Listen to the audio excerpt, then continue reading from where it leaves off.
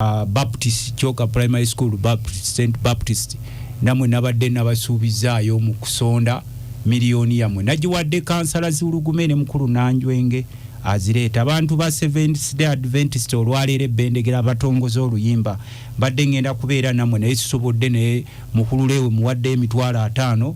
asobola okubanga agibaleetera abantu beekaaso bangambye ebigoma byammwe bigenda kujja ku Lwokusatu wamu ne baawali ekirinnya aba mukulu mu Nnyambo so mujja kubanga mugumiikiriza njagala kusaba abantu baffe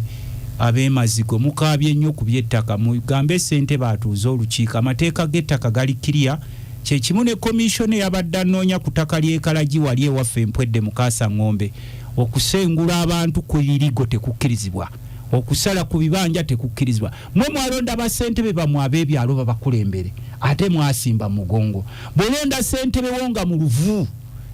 nga yagala ssente na ddala mwabatera okujja onalebo ssentebe waffe tetumutegeera kati uli ab'ennyanja abazze nga muŋŋamba wali ennyanja mbu baazuddeyo amafuta mu kitundu kyaffe bazula amafuta abantu batandika kaaba anti nze nabagambye bwano osimanyi chifu yazze mbunabagamba tutuule mbu wano waliwo amafuta ebyo byaloko teri chifu akasobola kujja ku byamafuta ate bwe mubanga mutu babatuuza mu nkiiko ekyo nzimanya abamu mwagala obusoda soda obagaba nolaba omusajja mukulu nenga alookalooka olw'obusoda soda n'obuntuntu obwo n'osayininga mangu ku kitabo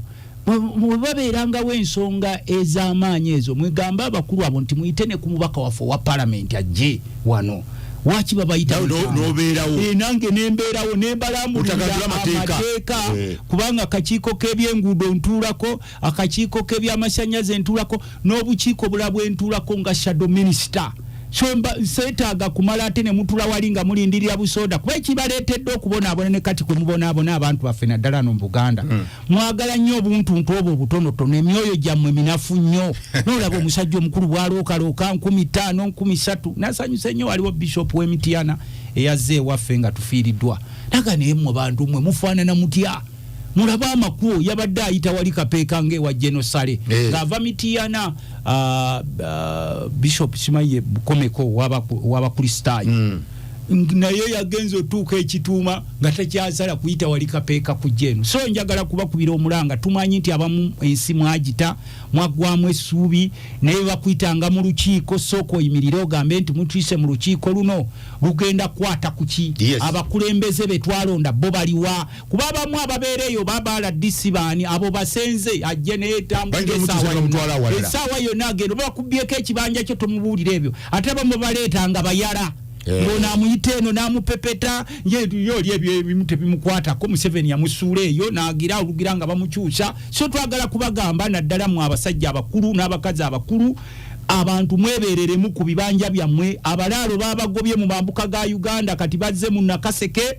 bazze mu Luweero bazze mu Nakasongola ate bakozesa baddiira abaana abammwe nga tonatuula mu lukiiko ng'olindirira obusoda soda n'obuntuntu sooka weebereremu ekyo ntandise nakyo okubanga olutalo lw'ettaka mpulidde olugamba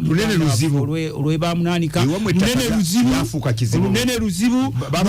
lulinga bwe mulaba Buganda bagitututteko nga tulaba olw'abasajja abakulu abekkiriranyiza okulya obusente bwa Museveni Buganda niyagitutte ate ekyaliwo Sabasajja gyali kabako okubeerawo Buganda kitegeeza ki Sabasajja bw'abaamu ate oyagala ki Buganda kitegeeza ttaka wali tumaze kitegedde sebo tulinayo okimanyi nti Aga Khan yali kabaka atalina lubiri kati wezzemu eka ansa kakati daffe wano Buganda abasajja bagikozesezza oluyayeyayo gitutwalako ennaku ezo nagenze wakabaka ntuuka kuba yampeerera nembabuuza nti kabaka yalina bankoba za mbogo balagawa ababbanga wabalagawa ababeeratokoowulirije enkoba za mbogo balagawa ku mulembe guno ababbanga wabalagawa abagalagala balagawa bamwerekeranga kakati tuline abambo watobalaba abagalagala tobalaba abankoba za mbogo tobalaba ekyo kiteeka ku gavumenti omukulu ono yaleeta beejenti be wano mu Buganda abatulyo tumalawo naye mwe mwagaana okwogera Abaganda kuba buli kabyonna bitaddemu ensooleze zonna zisirise ziti batulya zisirise Semakula gwe ng'omuganda tolaba mbeera gye tulimu tewewuunya lwaki abasajja bonna basirisa abakulu b'amasaza abakulu b'ebika bonna basirisa mu Buganda weefaanana kati ekyo oli kibuuza ng'ewammwe wajjajjaawo kitange kigozi jjajjaawo embiro zankya watuula batuttewo ekyo nkibagambye ojja kibuuza kuba n'ebifo byonna ebyennono byonna abasajja babisaanyizaawo byonna mu bugenderevu. Omusajja ono gwe mwasembeza tetuganye kuba abasajja abakulu abasinga bawadde obusente bubamazeemu abalala mubiraba ne temusobola kwogera olw'okulya abalala mbu babagabira abakazi ng'olutalo luwedde nabo babataddeko mukiyita ekikono mukulu w'ekika tosobola kukkirizibwa kwogera kuba Museveni yakuwa omukazi ng'olutalo luwedde n'abalala ng'ezibwetambula gwebadde tokimanyi genda weetegereze kati bino Kalume yamanyi bali musiko bajja ne program eyo bweto buya kuwulira owayiriza Museveni yajja ne program ebatwalira abakazi waka nga tuva mu lutalo naye leka sebo nze mbadde ngira nga nsooka kuddamu bano okubabuulira nti embeera gye tulimu si ya bulijjo. Era omuzungu akugamba if you behave normally in abnormal days they call you to be abnormal, totally abnormal. Bosanga omusajja omukulu abo bebagabiridde obusente abali obonna abasirise ng'embeera gye tulimu etuwanise bagiraba ng'omukulu atusaanyaawo ebifo byaffe byonna ebyennono babitunze ensozi zonna bazigabanye entobazi zonna bazigabanye babigabanye damuze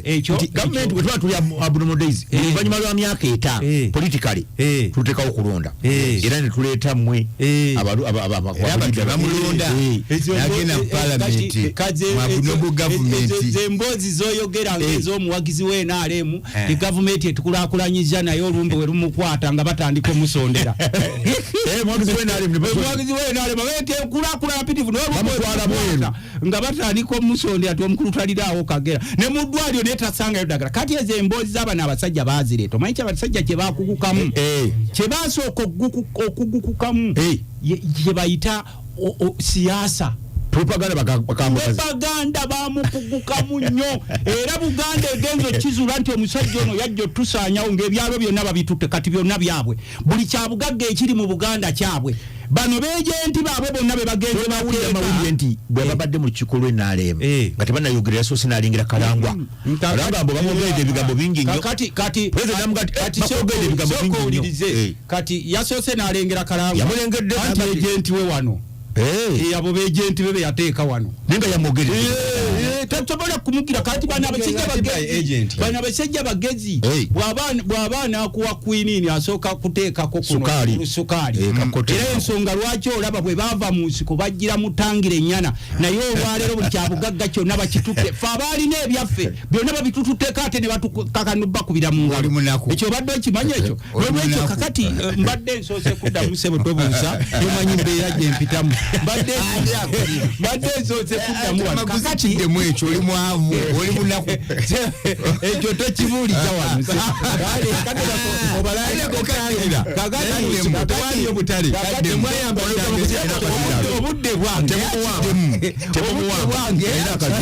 obudde bwange bwe muzanyira kakati sebo tulina okusoomozebwa kunene nnyo okuliwo mu ggwanga. Ekisooka abasajja kye baasooka okukola ng'eggwanga lino banaatera baagala okulisaanyaawo bajjawo kye bayita ubuntu South Africa kye bayita ubuntu era kati obalaba ng'omuntu bw'atuuka n'okubba akalulu k'okusimba mu mugongo ne tusimba nga tuli bana naye nga tuli bana tweraba omu babiri basatu bana naye oli ku lupapula n'ateekako bina omusajja ono asomesezza abantu obuyaaye n'obubbi ndi kati ne bannaddiini abamu tubatya nze tokyajja wange nti simanyi oli munnaddiini nensooka kukubiramu nga luli twatyansooka kwetegereza kati abateekamu emessage w'omusalaba kati tugenda mu kulonda abateekamu bimessage ebyekiyaaye kuuma emirembe era kati tubagamba bw'ojja n'ebiboozi byo byakuuma emirembe tukubuuze bisooka obibuulire mukazi we waka sooka obibuulire mukazi we waka oba mutabani we waka kati gwe nkugambye nti abaana b'NUP bonna bali mu makomera n'olunaku lwajja omusajja yagaanye okubata n'omanya abakutte ono gwe bagamba musimanyi kumireke emirembe kati fe wojje waffe ne boboze ngo oli munadiro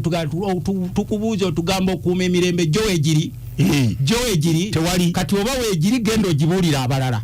kuba abaana bangi bali makomera abaana bangi battibwa abantu ebyobugagga bwabwe bigenza abali ku nnyanja bakaaba abali ku lukalu ebibanja byonna bigenda amakubo gonna gafa buli kibadde kibali bwekyeggwanga bano abasajja bakifudde ekyabwe n'abakazi baabwe n'abanganda zaabwe kakati olwaleero bwe tubanga tugenda sebo mu mbeera eno gye tulimu nga tugenda mu kulonda kuba mpulidde akazito kateeka kwono nga tugenda si buli kulonda nti nokuba kutegeeza kulonda ate ffe okukwetaba mutolowooza nti twesiga ebiriyo mu maaso mwefe tukugamba jangu ku mulundi guno okabbe atake mugwe mutagenda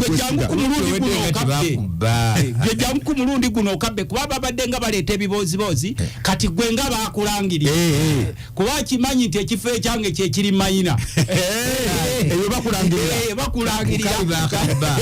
gagadi wo basigaza wali entebe yaabwe era kyovola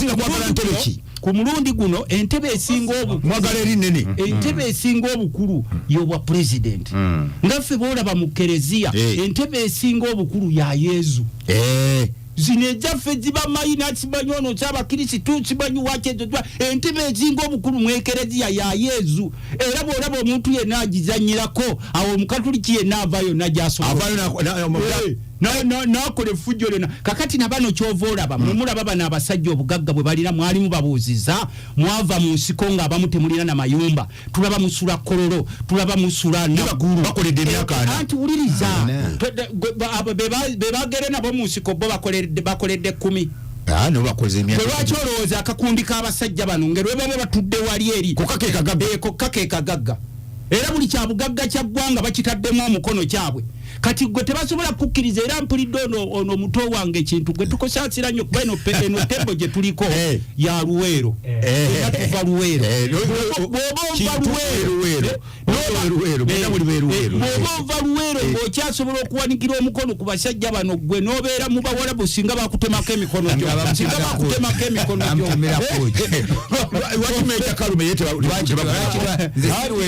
abo bonna be bamu kati mbadde nkugamba oba otambula ng'ova Luweero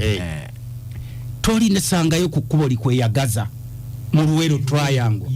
tolisangayo mugagga aliyo ono omusajja yakola oluyaayeyaye naddira buli muntu gwe yasanga omugagga yenna n'amuggyako ssente naddira ebintu byonna ebyavanga mu ssente n'abifuula bibye n'abantu be ne twewolanga ssente ez'eggwanga yamanye wa gyaziteeka era ffe tugenda ne tutula wansi ne tugamba naddala ffe abava Luweero abakyalimu okwetegerera nti oba abantu ba Uganda mwakola bubi ku musajja Amini kubanga omusajja Amini yayagalanga ensi ye omusajja yayagalanga ensi ye n'agirootera naye bano buli ke batula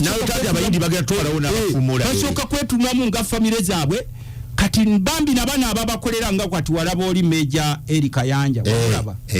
Jeno Erika Yanja ne babasembeza ne babwako ku bukunkumuka ne bagalira kawo ku kakunkumuka ne kubanye nduru toli mukulya kati wabamala okubasembeza ne baleka eringa bati tuwonya yeno omuntu golaba yagala okuvaayo mu bwavu mukoleko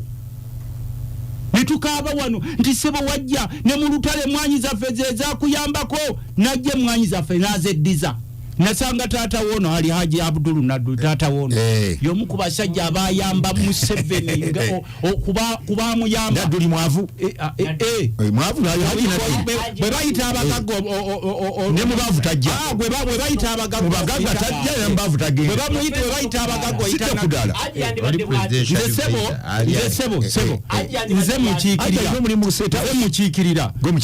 era nja kuwa sente owe temogera Haji ze muchikira ali obuleza makanda sokoleke nange muchikira aina makanda zalibwa nawe wawe jazalibwa baitayo kadunda na yebwe bakusindika kati otuukeye ko elifanana ekadunda wali ekapeeka elifanana no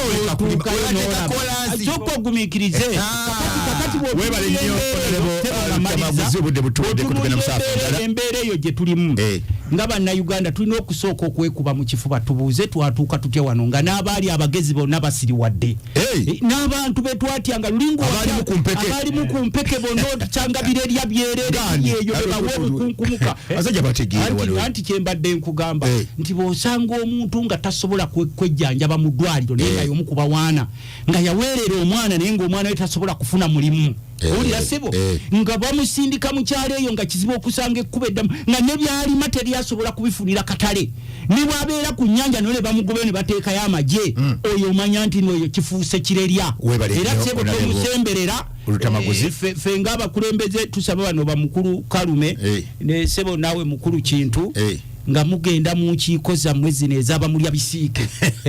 mugenda kulaba abasajja abanyaguludde eggwanga abava mu nsiko z'eruwero n'ettangire ennyana nga tebalina yadde kye balina wano naye obabuuze ng'olaba obugagga bwe balina obabuuze nti mwabujjawa naye nga mwe tebasobola kubaako nekyawa wabula obukunkumuka era mugenda funa obukunkumuka bungi Kalume bw'oba otuuse wali ku Nanka naawe Kintu genda n'akasawoko basobola okukusuuliramu ku kakunkumuka n'olyako nga kugamba waana Honorable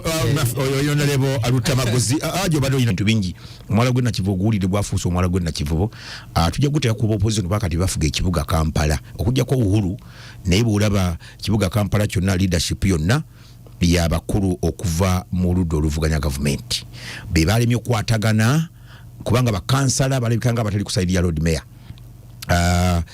bolaba yabakubye mumbu yabawabidde wa mukama waabwe abasingo bonyi ekibina kya NUP nagati mubayite mubabulire wale irrigation zigama tia balya kakati parliament neita abakulu walo kiyasinzo okunyigira parliament kwe kuita hamu nembuza nti parliament eita hamu omuntu ali private kuki bana abamuwadde bemwino okuyita ne mugabo mukulu tuba orderize mugabo musajja ayimirize kati ate muita hamu mwagala kati kitegeeza waliwo manyinze engeri gyembadde mu Kampala nga ndi muwoza manyingeri gye tusoloza mu sente oyina engeri gy'oyita omuntu omuyizi omukulu najja naye enyama yo togirekayo otukolera nintebera ku kisambya kati simanyi kikibayisa hamu ku mwala gwe nakivu musalewo nti nakivubo tazimbwa oba government yebenda okuzimba that is it eyo muwandikire mukopingire ko president ye nanyini kibuga juka president yatwala ekibuga ngeri ya ministry ya jeze ya mukulu kyofa kirugabye ne mkyala Misa kati awo niwe nale bamuyise parliament yise hamu ebyo nampise obuyisi kuwa kye tugenda okufananya NRM delegates conference kati kazuwere uli ebiri eyo na ulide ene mwene yupi waliyo omukyala Malende Honorable Malende ne mukyala speaker olukiiko lwa KCC be babaddemu ko mulumula basigadde babadde nga bali quiet wadde nga nabo basirise busirisi awo wabadde wakyali obujiji naye mwenaalemu ate obujiji bwali nnyo ku kifo kya Seeke ekya omukyala ono mukyala Kadaga mwabadde omukulu yesoode yakyagala awo ne bali mu obujiji olukiiko lwabadde wabiwulidde ninga beeramu nabangi na Haji Major Retired Kalume wali wana yambadde bulungi nnyo njozi guno gwenaalemu gine gindoza gye giriko kati nkofiira NRM kuliko ekifaananyi kyayo lekakuta musabe ne basi kweri ezo zimwabaddemu kintu yaziyuza ayambadde bya kivubuka Honorable Luttamaguzi ayambadde omudaali guno gwawe muwa papa kiwe Francis ogwa Francis ogwo ontonna mulabako ono mpya sonna ntwato nagenda onati logendo okugenda yanati logendo mubuuzako tulisuubira ne mukulu Kintu ONUP abana bazze tujja kunyumya ensonga nyingi nnyo assalamu alaikum wa alaikum salam wa rahmatullahi wa barakatuh akazinda logo kayina kyekigenda maaso ebintu mu ggwanga bw'obiraba nange bwe mbiraba obanze biraba bulala soka kwa byonna kkiriza nebaze nnyo nnyini abatuuliza mu Uganda yonna naddala abeeruwero awali mu katika mu South Constituency njagala kusookera ddala okusaasira abafunye ebizibu ebyenjawulo wali mu Gala tulinawo omufu agenda kuziikibwa waffe Makulubita mukwano gwange defense mai Magala mukusabye onkwataganyizeeko mpaka essaawa 10 tujja kuba tuli ffenna e Makulubita kkiriza nsaasire bannaffe Mungu bajjuludde kubaddemu okufiirwa kw'amaanyi naye ng'ekigenda mu maaso kkiriza nkuliseeyo bamemba ba National Executive Committee ababadde eggulo mu State House abo nabo nalabye bali ku lukiiko lufuzi anti jukira kwabaddeko ba flag bearer Nganze aba parliament kwabaddeko ba chairman aba LC5 aba NRM bakandidate bagenda okwesoma mu bifo ebyo nedda abayisemu kukwata flag kwabaddeko ba member parliament aba NRM abali ready mu parliament kwabaddeko already olukiiko okoso lwa seke olukulu lwabaddeko kweruli kwabaddeko veterans ate kwabaddeko diaspora yabadde n'amaanyi n'abebweru bajja twabadde n'ensindoza 25 naye kati bayamba ki ababebweru bamaanyi nnyo kino ekibiina kyaffe kigundiivu nga temuna kalulu kava bweru ati byebimu ku bye tugendako so ne twabadde ne South Africa twabadde ne Tanzania yabadde y'amaanyi Germany Canada bonna babaddewo so at the end of the day ye team yonna giwalabye ey'amaanyi eyabadde yino okubeera nga etambulira ddala wamu njagala bakulisayo nnyo nnyini ddala era twateesezza bulungi nnyo nnyini ddala ne tuvaayo akawungeezi kati olunaku olwaleero ate ekkololo wali eri tiimu ey'okubiri egenda kuyingira andi kakati tulina delegates conference egenda kubeerawo nga 27 naye kati abagenda okulonda enkya bano ba special groups bano abakadde abavubuka aba regions zonna ez'enjawulo zonna zigenda ziva ku sub county abantu nga 1,000 n'ekintu kali bagenda kuyingirawo ekkololo bo bagende enkya bakuba akalulu kaabwe balonde bali tugenda okubeera nabo ku lwokubiri abagenda okulonda abo baddeyogerako bahole bukadaaga be baffe abajja okutwegattako abo ye tiimu eyo ejja okuba naffe ku lunaku luli so programu ekyagenda mu maaso paka lwakuna tunamalira okulonda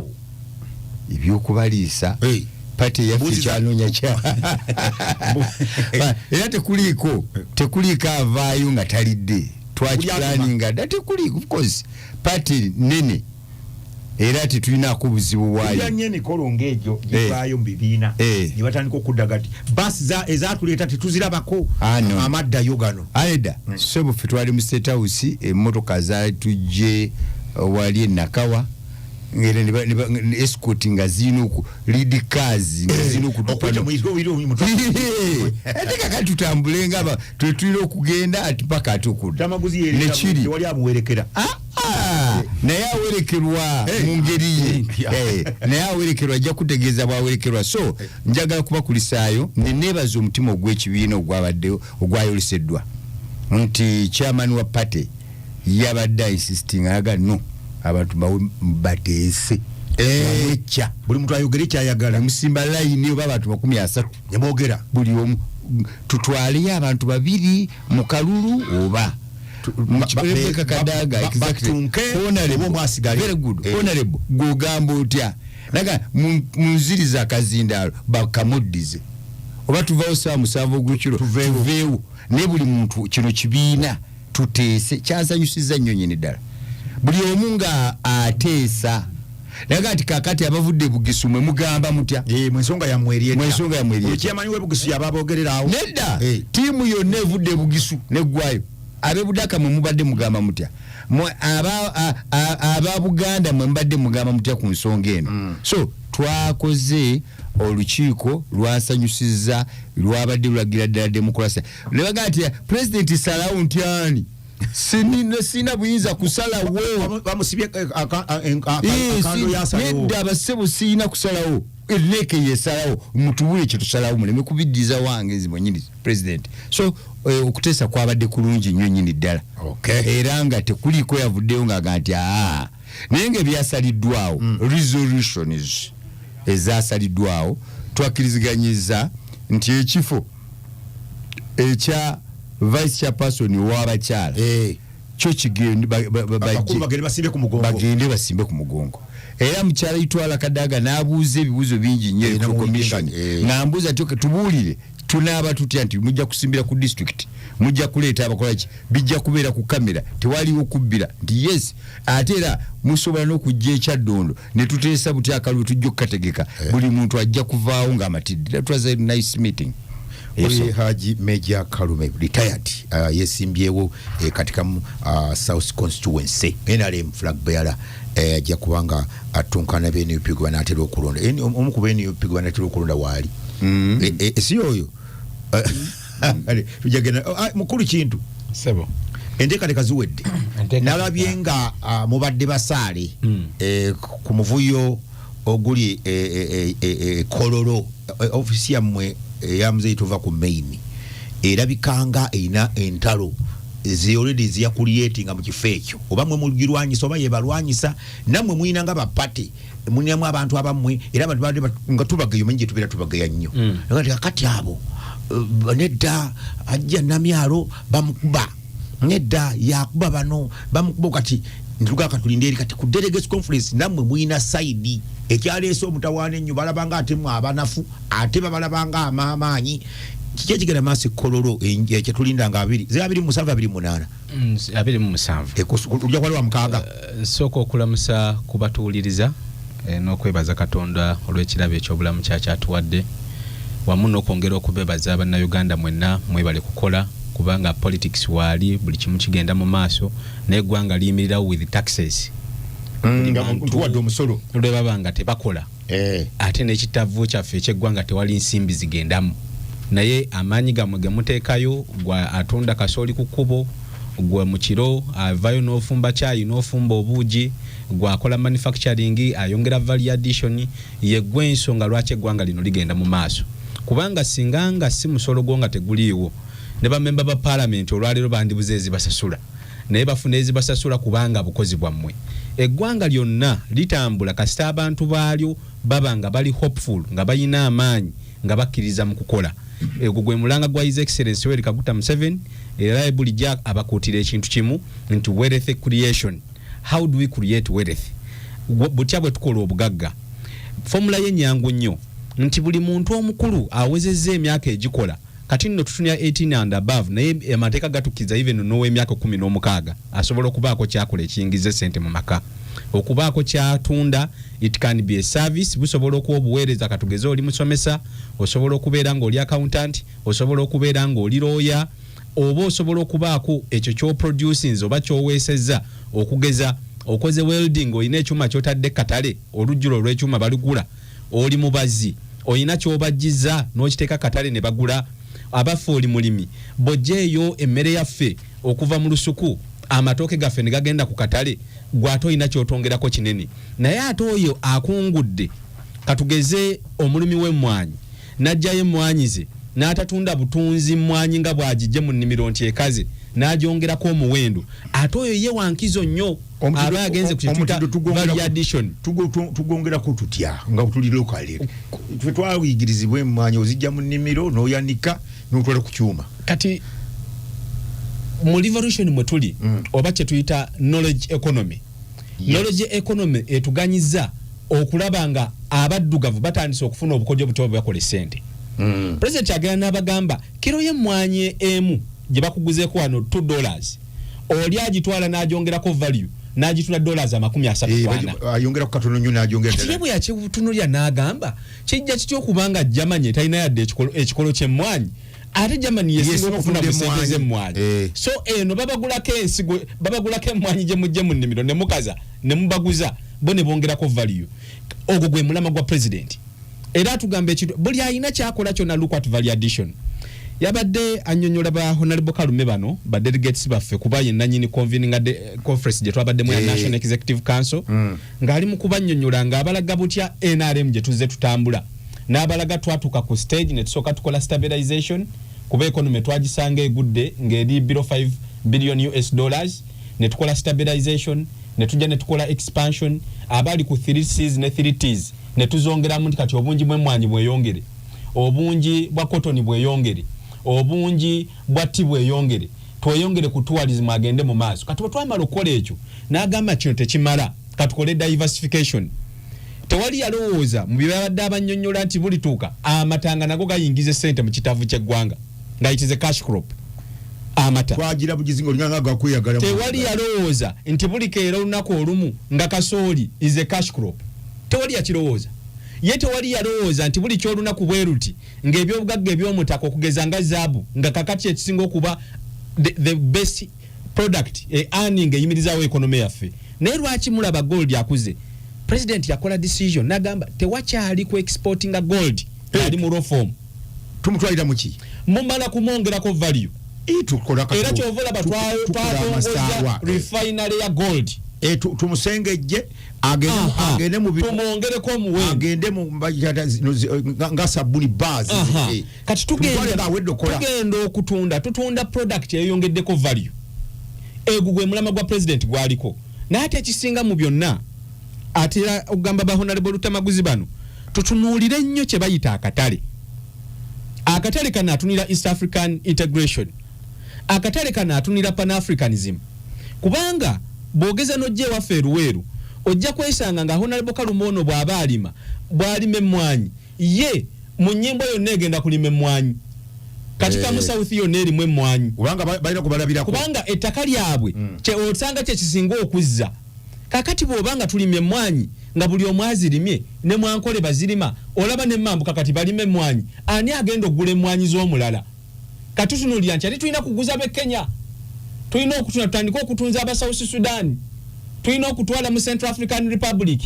Ogwo gwe mulama gwa president. Era a bigger market, that is the prosperity and the safety of Africa gye tulaga. Buli akatale bwe kabanga kagudde tewali kye tugenda kutwala mu maaso kubanga tunuulira lwakuba nti European Union egenze yulika akatale kaabwe kakyali strong sikankubadde Abangereza baakavaamu. Naye ekyabagassa awamu kuteekawo katale kawamu ye European Union. Yabateekawo ne protocols nti ekyo gwe tolaba amasimu China bwe efulumya emmotoka waliwo gyeteeka katale ka European Union the standards. Waliwo zeeyingiza mu Africa ne bateeka eno gye badampinga nga we baagala ne bagati kati egende mu Africa. Kati ekyo president kyagamba bakulembeze banne aba East Africa ne Africa, why is our land a dumping place? Can't we create a market? Ne tumanya nti naffe tulina standard. Tetusobola kwerowooleza ffe tukolera materials nga bo batwala butwazi. Tusobola okukyusaamu nga Africa yeguza nga Africa. Tusobola okukyusaamu nga omuchina ebintu byandibadde agenda okuteeka mu Ethiopia ate ogwe Uganda asobola okubiteeka that African brotherhood naye n'abaawo awo tujja ate nebawo bobadde mu mpaka ze tulimu agenda maaso ze twavuddemu eza Chani zikulaga ki Chani yalazemuko ekifaananyi zijjayo empaji yaffe gye twongerako eya Pan-Africanism, zijjayo empaji yaffe gye twongerako eya East African integration. Kubanga bw'otunuulira Kenya ne Uganda nga bakwatidde wamu batambuza empaka zino kiina ekifaananyi kinene kye kisika. Obumu obwo senga twongedde okubunyweza ne buva ddala mu bakulembeze ne tulema kulaba nga President Museveni atudde ne President w'e Kenya, President w'e Kenya atudde n'ow'e Tanzania ne tutandika okulengera bamemba ba parliament bano bateekawo omukago gwabwe naye ate kiina okukka mu bannansi. Ekintu kyonna ekiri sustainable kiina kubanga kiri mu bannansi. Awo tugamba tutya olunaku bwe bulikya ng'omuntu professor situka wano n'okwata kasooli ogw'oyongeddeko value kale katugambe tomwongeddeeko nga naye osobola okumutwala n'omutunde Nairobi without any cost. Nga oyitawo obuyisi n'ogenda n'ogamba mu katale keeri bagwa kyetwagala mu East African Federation kikke mu bantu abantu kibabeeremu kibanywereremu. Naye ate ekisinga obukulu mu kyo olukiiko lwaffe olwatudde olwa National Executive Council olwaweereza ddala abantu abasukka mu mitwalo 3 nga batudde State House Entebbe bateesa ekibiina okulaba bukya bwe kigenda okutambula, bakola resolutions bagenda okuteeka mu National Delegates Conference ne bawa abantu platform barecommendinge baani abagenda okwesimbawo ku bifo bya Central Executive Committee. Era kabadde kayiisa nyo bawona libokalume kano be babaddemu nga ababaka buli omu bamuwa platform eno wekitibwa Honorable Rebecca Kadaga naye asaba akalulu, eno Right Honorable Amonga asaba akalulu. Kale n'olaba democracy owekika ekyawaggulu ali mu kibiina. Ate waffe tetufaanaganako nga bano ababeera ewaabwe mpuga bwe yayogerako nagamba abange nga kino bakabazzi ku mutwe naye omanye ekyamukubya kiki akaliba akendo okalabira ku mukonda. Kati mpuga yagenda n'atandika okutambulamu nga party president. Mpuga n'atandika okutambulamu nga anaabira presidential flag bearer. Ompuuga atandise okugenda Canada. Mpuuga bwagenda mu America. The first leader of opposition gwe tulabye ng'ogyeko ow'ekitiibwa Ogonga Latigo eyavaayo ku mulembe guno n'omulaba ng'akomezawo life mu kye tuyita opposition nti ne Loopo alambula emirimu. Loopo asobola okutambula eggwanga lyonna ng'alina coverage. Kati yawe bbugumu era mmanyi ne Ssenyonyi awo yalandira. Naye baamutunula ne bagamba ono ng'alinga atali wa muffe. Kubanga balina gye baamusanga engeri y'ebintu si bwetu bwe yalinga eri balina akaabwe ak'omunda. Kati bano abeebagattamu bano bwe batulya bano bamukaaku Honorable Luttamaguzi ono manyi yali awo ye nampawengwa abeera awo ye waluwero mekadi zitazivaako yakivaako oyo wa movement yalinamu alinga watermelon yatakati oyo wa movement si wenarem naye wa movement kati watermelon yenye si ono wa movement naye si wenarem eneri ne wabeera yeyo mu Nuupu wa movement naye si wenarem. Lwaki ngamba ekyo kubanga asobola okugamba fuutu soja sooka mu nnimiro bova mu nnimiro gye tukole fuutu soja lingi sooka obeeko kyokola kati ogwo gwe muleme gwa movement kyekimumpiso wa movement. Kati bano abasigadde bo batunulira ebintu byabwe engeri bavugamu ebyobufuzi byabwe tebaagala bantu bashininga they cannot sustain tebalina mechanisms ezo. Naye Professor Kiwagoberedde okulaba mu Central Executive Committee abantu betugamba nti bali rival candidates nga basobola okuba platform ne boogeza bugigi ekyo kyote mukiradde nga boogeza bugigi naye totunulira containment babadde bakakkamu naye ng'obugigi obugigi ne boogera naye containment baguwandamu ne level of civility babadde balinga babadde bakakkamu naye nga senga kyabadde mu kibiina kirala wandirabye eŋŋumi nga zinyooka naye level of civility era ne tumaliza nga tugamba tugende mu kalulu aka bonna 26 tugenda kuba nga tuyingira akalulu naye kyetutunuulidde nti kati abavubuka abaffe leero bagenda bali ku accreditation enakawa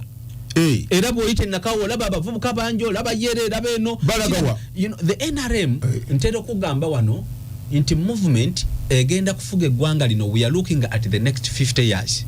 nga tuli mu buyinza ekyo si emyaka 4 gye mujja okubamu emyaka 9 gye mujja okuba mu buyinza ebyana biveeko byawedde kati mwongerayo 5 gwe bw'obadde obalano mbalira kwa emeka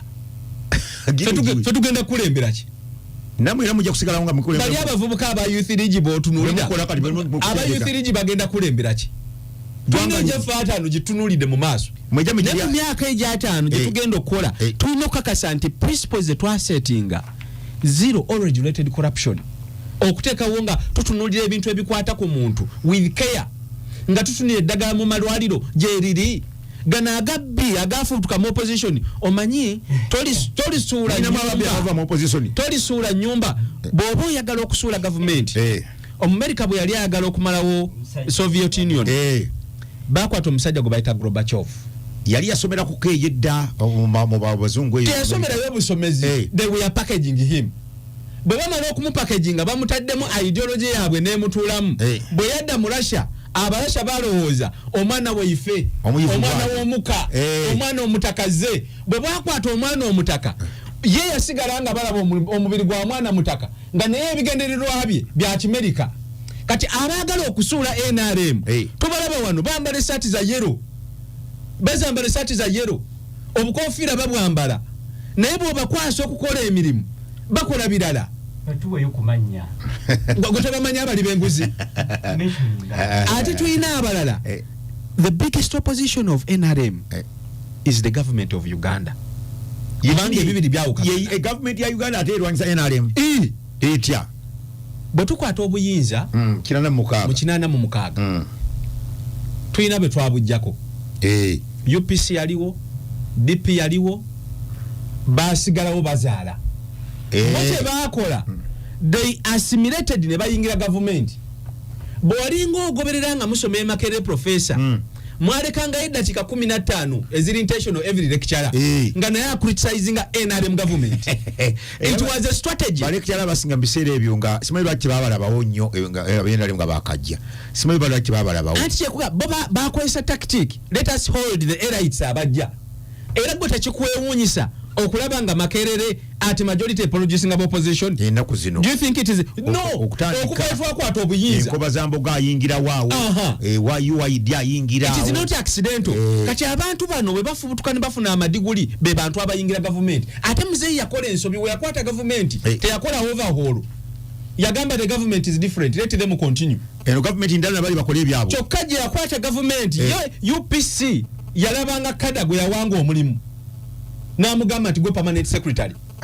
Kati ne basigala nga balwanisiza buli munda. Bwe bagamba nti oluguudo lwa billion 5 osanga bakoze lwa billion 1. Enya ziragawa. Kati musajja wattu President najje nasigala President najje nasigala n'agamba kati bano ba politicians tufaayo nnyo okujja okunyonyola NRM bino byeteekeddwa okukola. Honorable Kalumono mukama amusaasire mulaba yayingidde da parliament bwanegata olondera kati kamu indi mulonzi we kati kamu oba oyondereyo yayingidde da parliament kati bw'otunuulira ssente we buli we bayisa budget essente ne ziyita ate abazi implementing nga sibebbo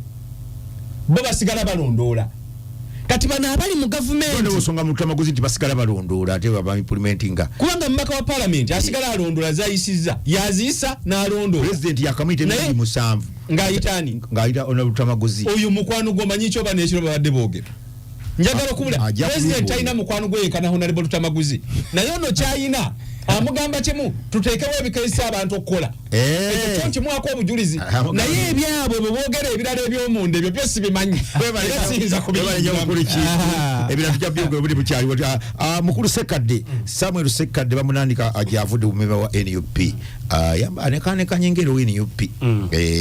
esaati eriko kifaananyi naye nga akakofira kwe kali nti NUP abantu babuuzeeko tuwe matters of national importance on parliament yafe bwesooka tusooka mu matters of national importance edi prefect wa somero lino Luttamaguzi yayeta ensonga eyo sebo neyanze professor ne BTFM okutwaliza wamu okunkyazaako nange abatuuliriza nze Sekadde Samuel Munaliweero ndi musajja no sebo wa mawulire era nga koledde emyaka ndowooza nga 10 kyekyaga kujja mtegafuna ensonga nyingi kubanga tubyogeddeko ebbanga ddene ekibataka obuli bw'enguzi obutali bwenkanya okusiba abaana baffe enfuga etali y'amateeka ne tulabanga tukoyo kubyogerako mukotakota mugalumonde ne tugamba nti kye tulina okukola naffe kutandika okwenyigiramu era bwe ntunagenda nenfuuka memba omujjuvu ow'ekibiina kye bayita NUP nakakati nze omu kubavuganya okufuuka omubaka wa palamenti ow'ekitundu kye bayita wamaze okutula kakungunta kali kamaze okutuula ne kagenyamu empapula zange nazizaayo nga ziwera bulungi nnyo ne banzikiriza akakiiko kaffe ak'ebyokulonda ak'NUP ne kanzikiriza okutandika okufeffetta akalulu mu constituency yaffe ey'Ebbamunanika fe process yaffe constituency ekola ebitundu 6 ku buli 100 wali ku kitebe ana gavano ku kitebe mwina ba technocrats abamala okuwagaana bibuuzo ki ebibuuzibwawo sinaba kugendayo naye parliament tebannaba tetunaba tugenda tandikira kusoma mwezi nga 15 parliament so kati byozengo okola yonna gyobadde bisobola okweyimirira obuyivu bwo bugenda kweyimirira of course royalty n'ebintu ebirala bingi kutujja okufunira kye bayita ana then wali mu constituency ofuneyo enkaaga so kitegeeza mu constituency nalabye ko olukalala wabadde luba bulimba nga ndaba batandise obbawa that's not true oyo propaganda tebasobola kutuwa nga te process tendabaawo so process yesoko okubaawo then card ne balyoka batandika nga ndabo bawadde 5 mwemu bawadde 4 mu 2 balanga babawadde ddala ssebo ebyo byabadde bifu propaganda kakati nga nkomewo ku kyongambye omukulu Luttamaguzi mulamusizza nnyo mbadde nange nkyaza bakyaze mulaba n'omukulu kintu muwulidde ayogedde ebintu bingi nnyo naye toddamu bibi era sigenda kuddamu ebyo byenaalemu actually njagala creating an impression gye wagize Ebbamunanika gyenva kuba mbadde ku mmotoka nga mpulira omukulu yagamba si wonyini awo ovudde awo Ebbamunanika timwamu akalulu leero nakwata mu ngalo n'anaba mu ngalo kati ambalekedde constituency yammwe kakola ebirala yasavinga ebisanja bye 2 ne biggwako era nze senga nfuna omukisa oguddamu omusinkana n'ali mugambye agenda agambe ne mwami Yoweri Kaguta Museveni nti obuyinza tebafiiramu bufiizi mumuwangule mwami Museveni okumuwangula n'akalulu akawedde batwamuwangula tokimanyi nti n'akalulu akawedde bamuwangula bucha gotoli muna mawulire ndi musajja wa mawulire walabako oliza za NUP twazifulumya tuzina actually twafunanga 56% mwafunanga 56% because amateeka gagamba ulira amateeka professor gagamba bobo yagala okuwangula akalulu olina okufuna 50 plus 1 vote yefuna kamu ofuna oyisamu kamu 5 twakiyisa mu kitegezo olwedde twakola ki akakiko kamwe kakola ne muyisamu ku nsonga eyo results weziri era nga Dr. Kanukiza Besi ne kati muli bwazawangula mwami oli Kaguta Museveni nga n'akalulu ka 2 fena tukimanyi ti Dr. Kiza Besi yakawa ne koti nekkiriza n'omusajja gwe bayita Genocide Jusa n'agamba nti result akakyoko ebyokulonda kakigunduze kalangirira bazijjanga wali kubasiima katosobola okuwakanya Genocide Jusa so mwami Museveni Jusa yakyogera amaze okunyiiga lwaki akyogera nga talina busungu ebyo byabwe naye kituufu yamala bwe yanyiiga oba n'omuntu bw'anyiiga ajja n'ayogera ffe bye tutaalaba so yatugamba bakuliyetinga alternative mwadipeninga gundi ku Genocide Jusa okusinga okufa ku ground yamwe baba usebe tonagingirayo nali sinaba kuyingira nze mbadde mawulire emyaka 4 nsubira bulungi nti NUP eyina emitimbagano right now kati yemuko ku kibiina ekisinga emitimbagano kibiina kya mutimbagano bulungi right now njagala batandike from now mpaka tunalonda akalu nga batukubirako district ku district ngenge bawangulamu but professor ngenda sharinga nawe results zaffe ngenda sharinga nawe results zaffe omusajja yaduka mu kooti gonozi jawa ekyo toche ensonga zali ndaleza mu jamu kooti but tesagala bantu kyo kumulamwa bakujja ekisokera ddala professor ne banga limaze nga ntambula constituency of course emyaka jonna 10 mbaddeyo ne mu bululu banna mbadde mbiraba naye ekikulu bannaffe bano kibatukoze kye kibataka eyo issue ya manyi ettaka libiddwa era emukisa omulungi oguliwo Luttamaguzi wagezaako okugamba nedda era yebaliteesinga okuwa Honorable Luttamaguzi nga minister waffe shadow minister owa lands akoze omulimu munene nnyo n'obootuukeyo gyatakiikirira bagamba bamuyita senga naffe Luttamaguzi ajja wano kubanga ekyo kusoomozebwa bano omukisa gwe tulina professor nti abamu ku batwala ettaka lino tubamanyi election kinaba kituuse mujali bajjako lijja kukomawo mikono gyabwe olaba abazungu abayindi abafirwa ebintu byabwe kati bagenza so ekizibu ekyokubiri kyendabe bamunanika of course literally buli kimu kifu nalaba bannaffe bano bakyaza omukolo ogwali ogw'NRM yali mwanyinaze ono w'NRM yawangudde akamyufu eruweero ono omwalo omuto omukyala kirabo Agnes bwe batwalayo olukuŋŋaana olw'NRM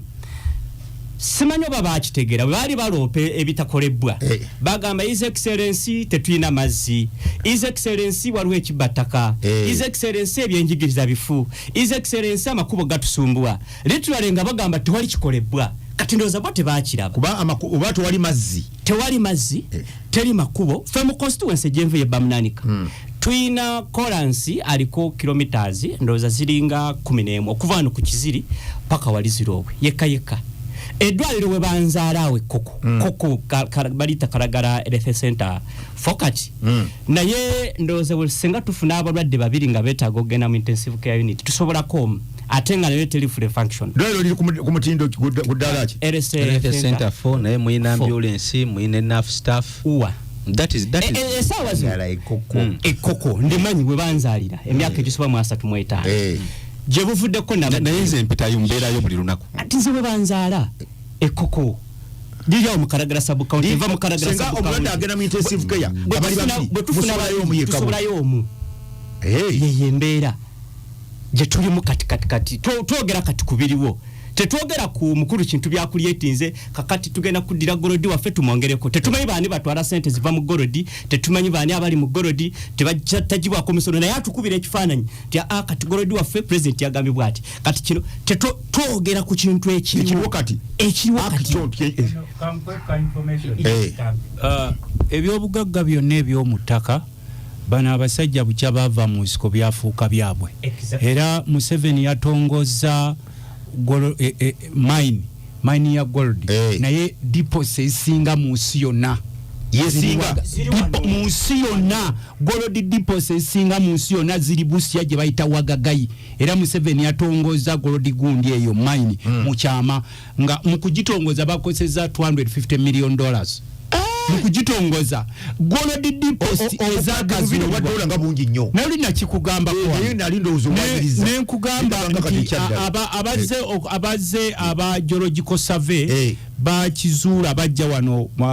ne bakizula nti gold ali rocks eziri ebusi ebiyinja bya gold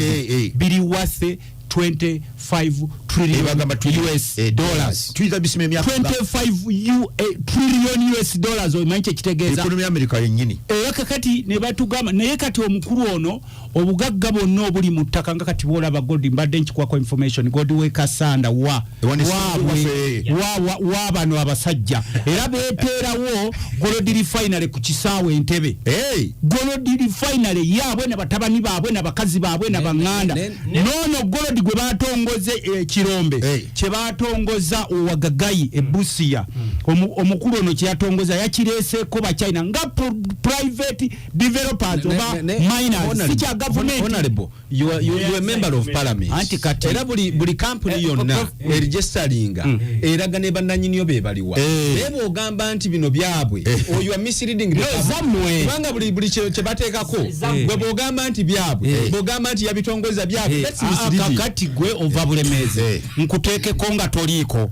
gwe kwoli ku byabwe bye batongoza nkuteekeko nti nawe kwoli ne tujja certificate of registration ezama company kubanga buli exporting gold one the companies which export gold they are known and they are registered. Kankwecho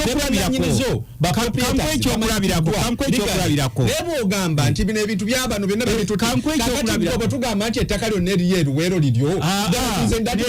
kyenkugamba lyalite minisita Nankabirwa yajja mu parliament akala katono nnyo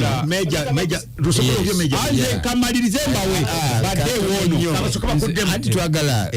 honorable kirize ekigambo kimu tizijukira loze emyaka eragiweze 10 president bwe yali atongoza ebijimusa uskulu hills walitoro ngova ngogenda utro nikimanye ekyuma kyayimiriza very good exactly bakitongoza at the same time zijukira bulungi nnyo ne Luttamaguzi era wagamba kyabwe batongoze kyaki zijukira ati mukaseera ako kyabwe ayigete wagamba kyabwe now very good right now wonale bakuba amkwano kwa kubuza nagati one waliwo kwabo yogera Luttamaguzi bantu bangi nnyo abakubuliza abakuwa ekitiibwa abajjo kitwala ekituluma kubuza gwanga nti singa tunaagenda mu URSB wasanzeeyo bakyabo era be bakyabo bauna zono mbadde mu information honorable to be parliament kyembadde nkugamba ono mbadde mu wabwika information nti minister Mzee Ntula Kakiiko ka natural resources mu parliament Minister wa energy mukyala Nankabirwa yavaayo mu parliament kino kiri ku record era asobola n'okumpaabira nga muwayiriza n'agamba nti sente ziva mu gold tezituuka mu ggwanika kakati ate ye yakireta yali munda neffe abali eno sebo kyembadde nkulaga nti buli kyabugagga kyemulaba ekiri wano mu ggwanga bano abasajja bakifudde kyabwe era n'oyo gold gwe batongoza gondi refinery ekisinga okusayisa mwe mutambula temusiba mu byalo genda wali Entebbe ku kisaawe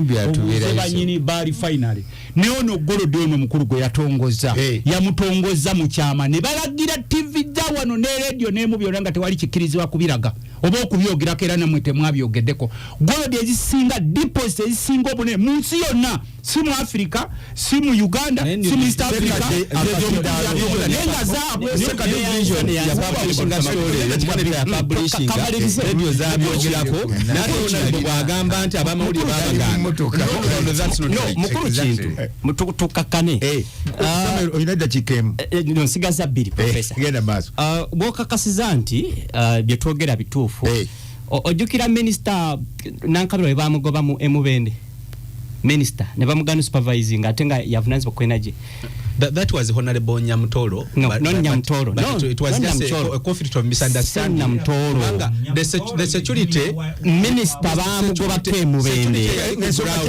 There was miscommunication. There was miscommunication. These private security companies, singanga nzijanga Honorable Luttamaguzi ateka private security company ewuwe. Einama ateka mwetambulira. Inze kintu bwenzi just kankubadde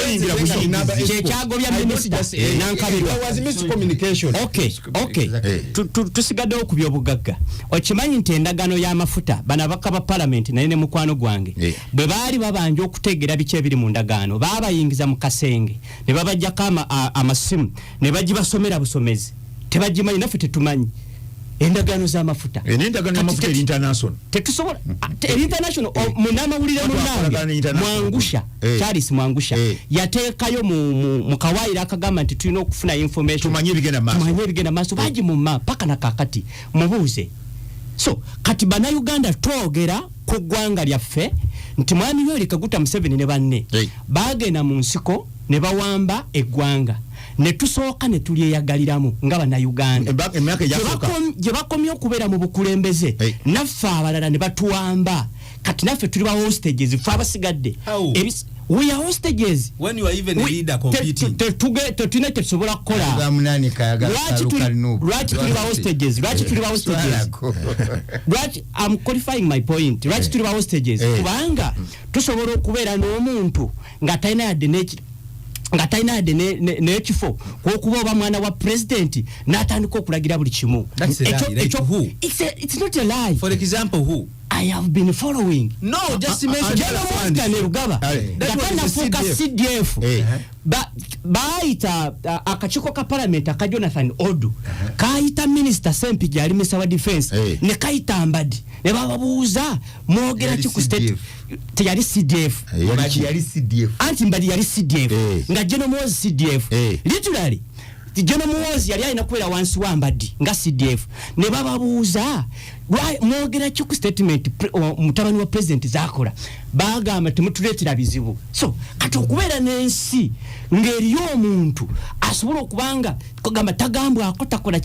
eyo tuli baggwanga kitegeeza abasigala tubeera ba hostages. Webale nnyo twagala okulwana Professor Kanoke Kasembayo tulina obuvunaanyizibwa si bunene nnyo bana Uganda. Obusooka bwakulwana kujjako gavumenti eno mu kye bayita legal means zonna. That's very good.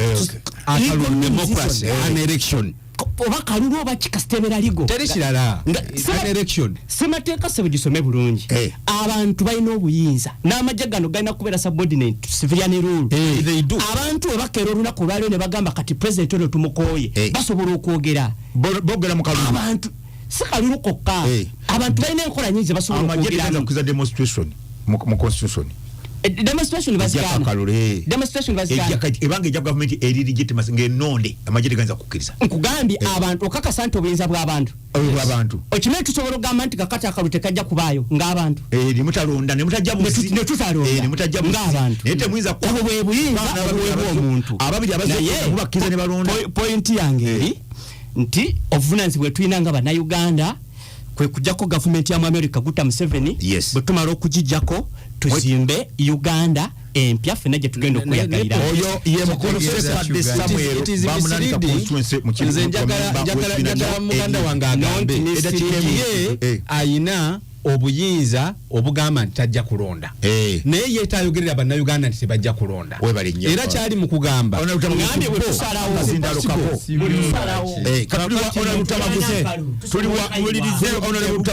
ate mujja kugira Luttamaguzi sebo neyanziza nnyo nzikiriza okubuuza ku bantu bange abansindika mu palamenti abantu b'Ssemutomba lamusizaako abantu b'Ekapeeka n'Akaseke Kaasangombe mwebala okukola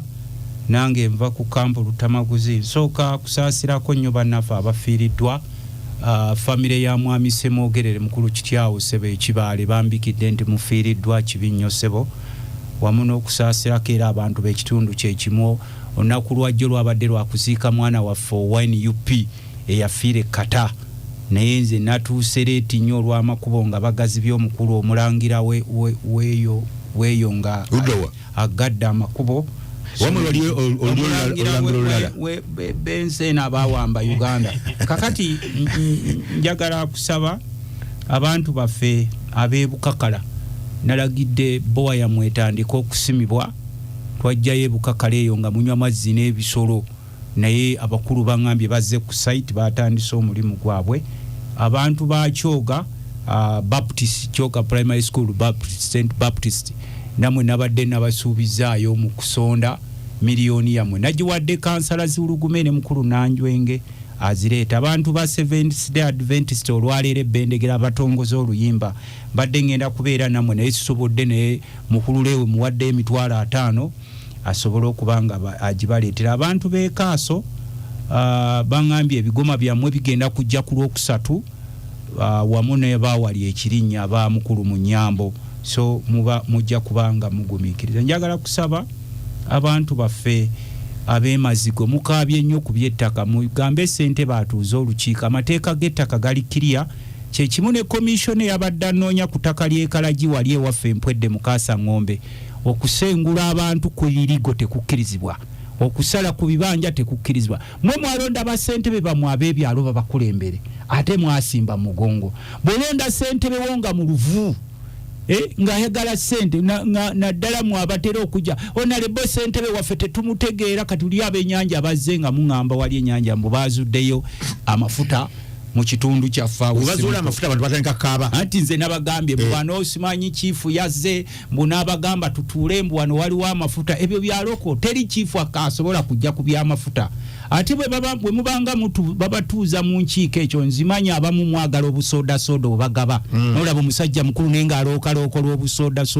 n'obuntuntu obwo n'osayininga mangu ku kitabo bwe babeerangawo ensonga ez'amaanyi ezo mwegamba abakulu abo nti muyite ne ku mubaka waffe owa palamenti ajje wano waki babayita nobeerawo nange nembeerawo nembalambulira amateeka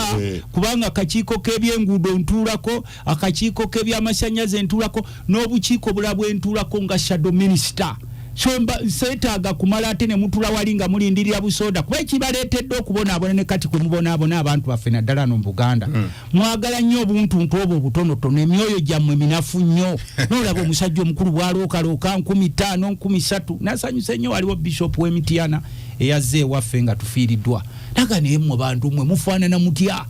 mulaba amakubo yabadde ayita wali kapeeka ng'ewa Genosale ng'ava Mityana Bishop Simaye Bukomeko w'Abakristaayo naye yagenza otuuka ekituuma nga takyasala kuyita wali kapeeka ku jeno so njagala kubakubira omulanga tumanyi nti abamu ensi mwagita mwaggwamu essuubi naye bakuyitanga mu lukiiko sooka oyimirire ogambe nti mutuyise mu lukiiko luno lugenda kukwata ku ki abakulembeze be twalonda bo baliwa kuba abamu ababeera eyo babaala disibaani abo basenze ajje neetambulira essaawa yonna agenda oba bakubyeko ekibanja kyo tomubuulira ebyo ate abamu baleetanga bayala ngona amuyite eno namupepeta yoli ebyo ebimu tebimukwatako Museveni yamusuula eyo nagira olugira nga bamukyusa so twagala kubagamba naddala mu abasajja abakulu n'abakazi abakulu abantu mwebereremu ku bibanja byammwe abalaalo babagobye mu mambuka ga Uganda kati bazze mu Nakaseke bazze mu Luweero bazze mu Nakasongola ate bakozesa baddiira abaana abammwe nga tonatuula mu lukiiko ng'olindirira obusoda n'obuntuntu sooka weebereremu ekyo ntandise nakyo okubanga olutalo lw'ettaka mpulidde olugamba lunene luzibu olwebamunaanika lunene luzibu lulinga bwe mulaba Buganda bagitututteko nga tulaba olw'abasajja abakulu abekkiriranyiza okulya obusente bwa Museveni Buganda ni agitutte ate ekyaliwo Sabasajja gyali ate kabako okubeerawo Buganda kitegeeza ki Sabasajja bw'abaamu ate oyagala ki Buganda kitegeeza ttaka wali tumaze kitegedde sebo tulinayo okimanyi nti Aga Khan yali kabaka atalina lubiri kati wezemweka ansa kakati daffe wano Buganda abasajja bagikozesezza oluyayeyayo gitutwalako ennaku ezo nagenze wakabaka ntuuka kuba yamperera nembabuuza nti kabaka yalina wabanko bazambogo balagawa ababbanga wabalagawa ababeerangawulirije nkobajambogo balagawa ku mulembe guno ababbanga wabalagawa abagalagala balagawa bamwerekeranga kakati tuline abambo watobalaba abagalagala tobalaba abanko bazamboko tobalaba ekyo kiteka ku government omukulu ono yaleeta beejenti be wano mu Buganda abatulyo tumalawo nemwe mwagaana okwogera abaganda kuba buli kabyonna bitaddemu ensooleze zonna zisirise ziti batulya zisirise gwe ng'omuganda tolaba mbeera gye tulimu tewewuunya lwaki abasajja bonna basirise abakulu b'amasaza abakulu b'ebika bonna basirise mu Buganda weefaanana kati ekyo oli kibuuza ng'ewammwe wajjajjaawo kitange kigozi jjajjaawo embiro zankya watuula batuttewo ekyo nkibagambye ojja kibuuza kuba n'ebifo byonna ebyennono byonna abasajja babisaanyizaawo byonna mu bugenderevu omusajja ono gwe mwasembeza tetuganye kuba abasajja abakulu abasinga bawadde obusente bubamazeemu abalala mubiraba naye temusobola kwogera olw'okulya abalala mbu babagabira abakazi ng'olutalo luwedde nabo babataddeko mukiyita ki ekikono mukulu w'ekika tosobola kukkirizibwa kwogera kuba Museveni yakuwa omukazi ng'olutalo luwedde n'abalala ng'ezibwetambula gubadde tokimanyi genda weetegereze kati bino Kalume yamanyi bali musiko bajja ne program eyo bweto buyakuulira owayiriza Museveni yajja ne program ebatwalira abakazi nga tuva mu lutalo nayeereka kasebo nze mbadde ngira nga nsooka kuddamu bano okubabuulira nti embeera gye tulimu si ya bulijjo era omuzungu akugamba if you behave normally in abnormal days